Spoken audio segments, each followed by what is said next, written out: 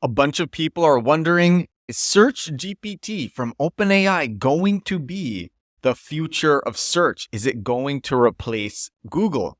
And lots of top people in SEO are not getting accepted to the Search GPT beta.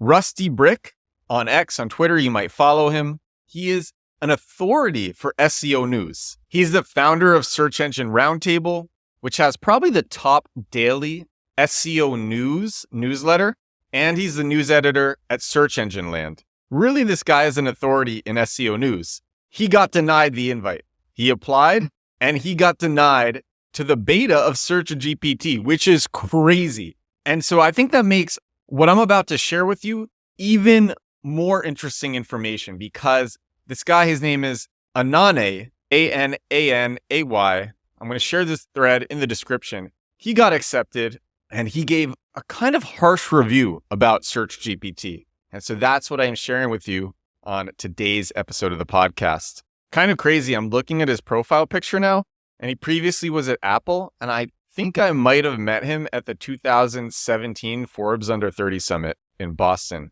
a long time ago. But that's beside the point. I'm going to read this review. I was like, whoa, is this the same guy? Might be. Actually, I'll tell you about it. It's kind of an interesting story. It was at the Forbes Under 30 Summit in Boston. It was crazy. Kendrick Lamar gave this amazing talk.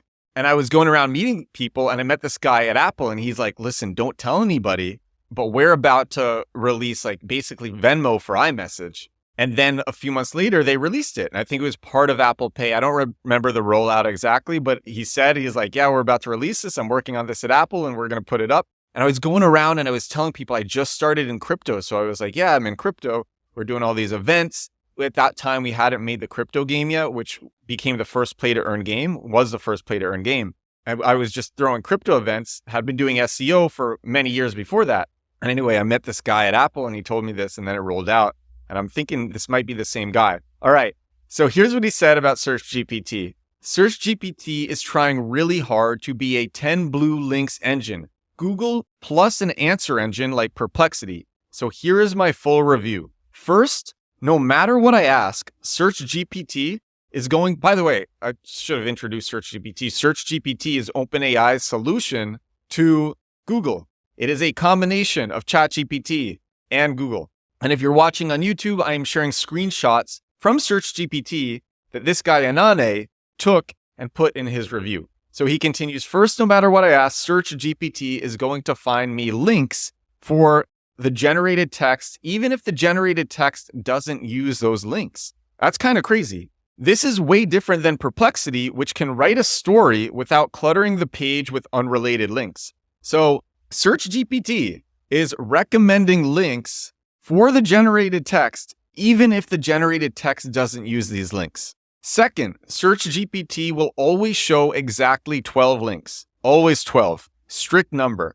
Unsure why that was chosen.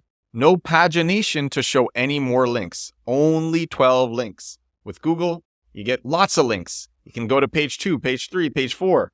None of that with Search GPT. The sources were always cited using source page titles within text instead of numbers. Website titles are longer to read within text, and I can't tell which citation belongs to which without hovering. If I have to hover on it, why show the titles at all? Just use numbers. It will always show you 20 images no matter what, whether it's related or not. Many images are also repeated, but all images are sourced from the internet and cited properly. It's kind of funny that many images are repeated. When inappropriate content is searched, this one's really funny actually. When inappropriate content is searched, the thing just stops. No answers, it just declines to do anything. People search inappropriate stuff on Google all the time. They don't always get answers, but they get answers sometimes. But here with Search GPT, you just get no answers. Search GPT just says, request denied, I'm sorry, but I can't assist with that request. No results. Overall, you're not missing out on anything with Search GPT. I'm sticking to Perplexity, which has been incredible. The most unbiased, based, high quality, fast answer engine. I should use Perplexity more. I haven't used it in a minute. I really should be using Perplexity more. There's just so many tools out there. And you switch between one and then you start using that. And then Another one has an update. Grok has a big update. So now you're using Grok. Grok is top of mind. And then everyone's talking about Claude. So now you're going to Claude. And now I'm reading about Perplexity. Oh, I got to go back to Perplexity. And then OpenAI makes this huge update. Now you're going to OpenAI. And there's so many. There's so many different ones. But so someone commented, it's a prototype. What do you expect? And that's true. SearchGPT is totally a prototype. But I think this was worth sharing just because a lot of the top people in SEO and search engine optimization, like RustyBrick, they are not getting their invites accepted to SearchGPT. And I thought this was also a pretty thorough review, and all of it was interesting. Does this mean that SearchGPT is not going to be a competitor to Google? No, they could make plenty of improvements. OpenAI can make plenty of improvements. I think the two things that are really interesting for this is that, according to this reviewer, the information isn't great. It's not super useful. And he just would rather continue using Perplexity. So there is a chance that this might not stick, but we will see. Someone here in the comments thinks that this will change. SearchGPT will change and most probably will get better than Perplexity in a few months. That's what this person wrote.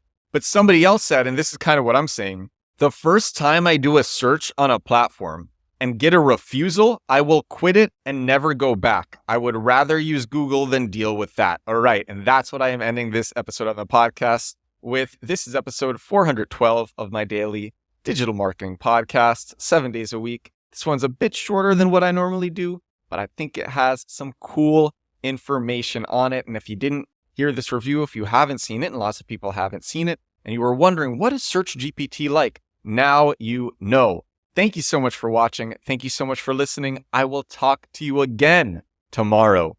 Bye now.